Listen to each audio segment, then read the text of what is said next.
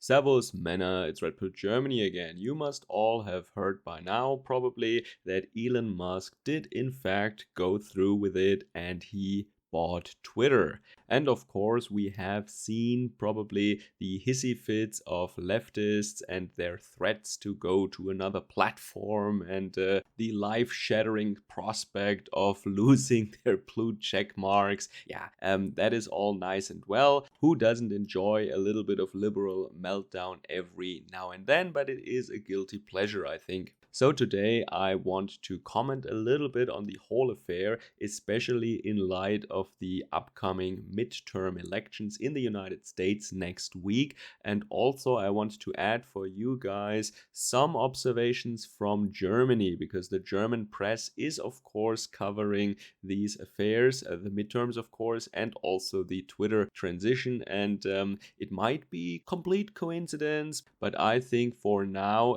what is going on at Twitter needs to be discussed in the context of the campaigns and the elections, and especially the time after the elections, which already brings me to an observation I have made. So, of course, that a lot of these blue check marks are screeching now, that almost takes the focus away from the way that the establishment is discussing this. And what they say a lot is that especially after the elections, in that critical time, because you all know in the US it takes so long to arrive at the correct outcome, to count the votes. I mean, counting the votes is a very long and complicated process, and it takes a week at least. Yeah? So in that time after the election, they fear that everybody could just say what they want to say or what they have in mind, and that is of course dangerous, especially if any observations from any of the voting sites are shared. That would be very harmful to democracy. So this is my impression, at least, is that the mainstream media and leftists and the Democratic Party, they are making it look like, or they're saying actually, that it is a danger for after the elections if we really had free speech on a major platform such as Twitter, because now there is no free speech on the internet, on any of the major outlets, as you know, of course, any of the Silicon Valley big tech corporations, any of these websites, there is censorship and you are banned if you say what you believe or what you have heard or what you have seen. If you share these things, then you usually get shadow banned or kicked off entirely. There are, of course, some more independent, smaller platforms, but yeah, that's the thing. They are smaller, and that is why the establishment doesn't care so much about them, because you don't have any reach there, at least not comparable to Facebook, Twitter, or YouTube, of course. So one of the big questions is, of course, what if Donald Trump gets back on Twitter, if Elon allows Trump to get back there? That would be the end of democracy, of course. And all our children will be rounded up and executed. Yeah, I mean, who takes that serious anymore? That is ridiculous. But this is actually what they are saying now. They are saying that this election is really like the decision between democracy and dictatorship or something. Absolutely unhinged. Most of us know that the two big parties in the United States are two faces of the same coin, or it's a one-party system, and they're just playing ball. It's the same as in Europe. Just in Europe, there are more parties. It's not just two parties. In all the countries I know, at least, there are these typical parties like Social Democrats, Christian Conservative, Centrist, Green Party, Liberal Party, Communist Party, etc., and a lot of middle ground, moderate parties, let's call them, of any flavor you might imagine. And then you have these huge coalitions of 3, 4, 5 parties, or even clusters, alliances, and groups. But it doesn't matter, because most of them, and some people even say all of them, are in fact just one party, and they're just enacting some kind of stage play for the people. But what I really found so interesting here is that they again put so much focus, after what happened in the last election, of course, they put so much focus on the time after the voting took place. So that means they don't fear so much freedom of speech right now during the campaign, because a lot of people are saying very crass and unhinged things, and I don't mean just talking heads on the interwebs. I also mean, of course, the parties themselves. They say, of course, really extreme things, like I just mentioned before. But so this is why I guess they don't really fear this freedom of speech up until the voting. But then when the votes are being counted and when they're transported from A to B and when they are being reported and added up from all the stations and from all these voting centers, that's when they really don't want any focus, attention on that process, and they don't want people to share what they have seen and what they have heard and what happened to them. And they just don't want free speech then. And so this is what they fear, and they think that Elon Musk taking over Twitter and firing all these people, that would maybe bring that about, like true free speech on a major platform right before a major midterm election. But let's be real, I really don't think that Elon Musk is the guy who will bring free speech to Twitter or allow free speech on Twitter.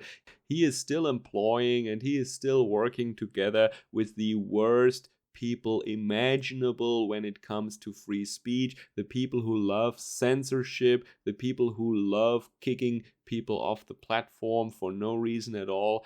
He is still working with them, he's still employing them. So and he said himself, there will be no change of the moderation guidelines or practices. Everything will stay the same. He just announced that some people might get back their or access to their Twitter account, but the moderation itself, he says, completely unchanged. And by the way, full disclosure here, I've never had a Twitter account and I don't plan to get one, even though now it is Elon's platform. I'm not an Elon fanboy because I think that he is not as based as some memes or some people, some pundits wanna make it look like. But he's fulfilling the role in some people's minds or lives at least of the savior figure, of the messiah, the similar role that Trump played in these people's lives. They just want someone to make everything all right, and it could be, well, a politician billionaire, or it could be an entrepreneurial billionaire. Well, they're both, but you know what I mean. It could be the Trump figure, it could be the Elon Musk figure, but they want some kind of messiah.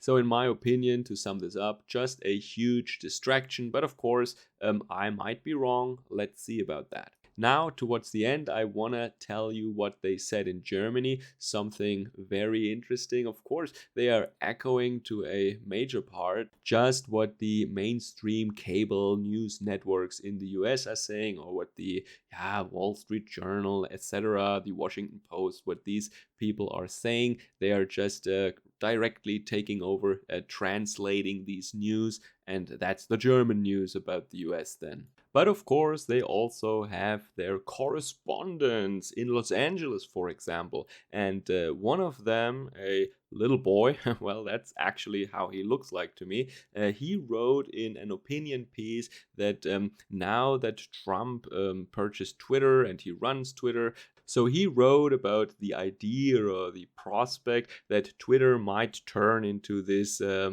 forgive me, but this is a very old phrase, the marketplace of ideas. And about this he wrote that on Elon Musk's marketplace, all the rats would come out of their holes. They would crawl out of their holes and spew their hatred. And he specified that. He meant that these people that he called rats are people who disagree with the state. They disagree with globalism. He used the word conspiratorial, and for people like him, that means, of course, people, especially in the light of the events since early 2020, the last 2 years, right, who have their own ideas about the pharmaceutical industry, modern medicine, or health in general, and of course, also about the migration policy of Europe, for example. If you disagree with our government, then you are a rat. And that is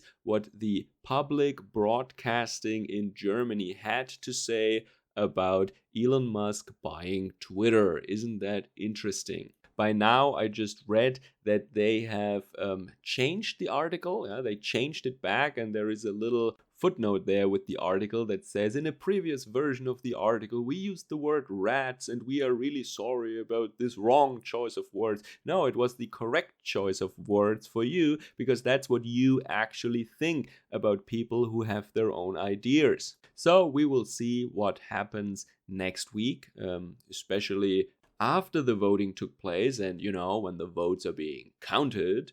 And we will also see, and maybe if something interesting happens again, I will also let you know how this is covered in Germany, what the German media says about this. Because bear in mind, what goes on in the US is very important for Germany, since we are an occupied, well, we are friends and allies, of course, friends and allies. And that is why it's so important. Enjoy the rest of your day. Servus, Kameraden.